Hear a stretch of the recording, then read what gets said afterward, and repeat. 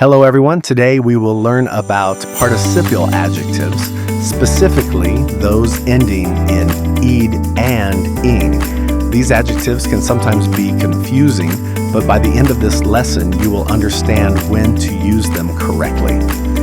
I created this lesson because understanding the difference between ed and ing adjectives is essential for improving your English grammar. Which one is correct? The math problem is confusing or the math problem is confused? She was embarrassed or she was embarrassing? If you want to know the answer, keep watching. When any of these words are used as a verb, it means it influences others. I will explain in detail when to use ing and when to use ed with these words. 1. Interest. Cause someone to get interest. The book interests many readers. Interest means to cause someone to get interested. This is just a dictionary meaning. Let me further explain this in an easier way. Let's think about it together.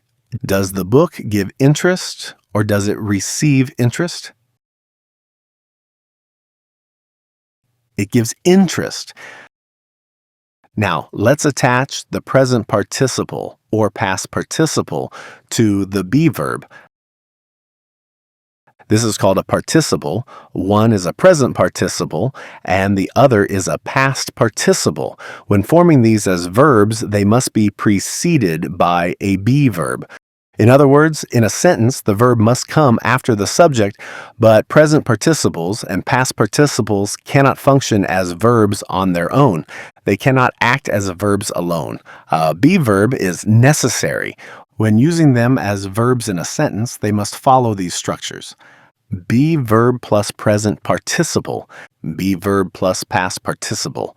The second rule, if you use a present participle, it means that the subject is influencing others. On the other hand, if you use a past participle, it means that the subject is being influenced. Let's represent this differently using arrows. The arrow indicates the direction of influence. If the arrow points from left to right, from the subject to the verb, it means the subject is giving influence, and in this case, we use a present participle. Conversely, if the subject is being influenced, we use a past participle, and the arrow should point from the verb back to the subject. Why?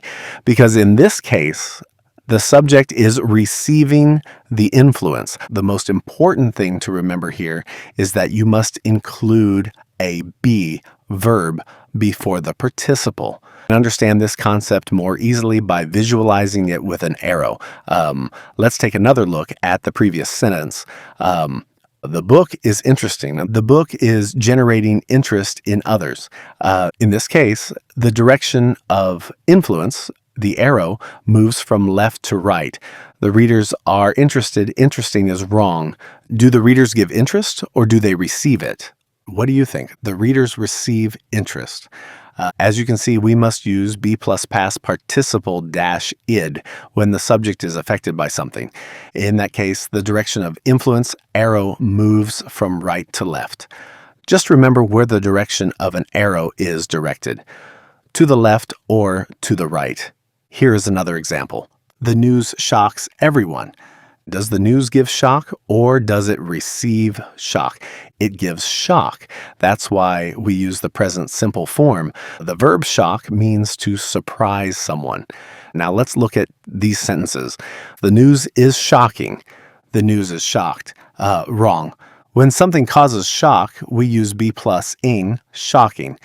The direction of influence, arrow, moves from left to right. Everyone is shocked. Everyone is shocking. Wrong. Does everyone give shock or receive it? They receive it. That's why we use be plus past participle dash id shocked. The direction of influence, arrow, moves from right to left. The long trip tires the travelers. Does the long trip give tiredness or does it receive tiredness? It gives tiredness. That's why we use the present simple form. The long trip is tiring. Tired is wrong. When something causes tiredness, we use be plus ing, tiring. The direction of influence, arrow, moves from left to right. The travelers are tired. Tiring is wrong. Do the travelers give tiredness or receive it? They receive it. That's why we use be plus past participle, ed, tired. The direction of influence, arrow, moves from right to left. Great. Now let's go through the rest of the sentences in the same way. Exhaust. The intense workout exhausts the athletes. The workout gives the feeling of exhaustion to the athletes. The intense workout is exhausting. The workout causes exhaustion in others. We use be plus present participle, which is exhausting. The athletes are exhausted. The athletes received exhaustion. The direction of influence moves from right to left. In this case, we use be plus past participle, exhausted, embarrassed. The mistake embarrasses him. The mistake is embarrassing. He is embarrassed. Confuse. The instructions confuse the users. The instructions are confusing. The users are confused.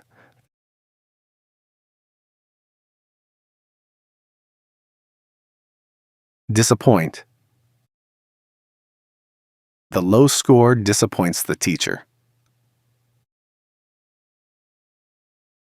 The low score is disappointing. The teacher's disappointed. Amaze. The magician amazes the audience. The magician is amazing. The audience is amazed. Surprise. The sudden announcement surprises the employees. The sudden announcement is surprising. The employees are surprised.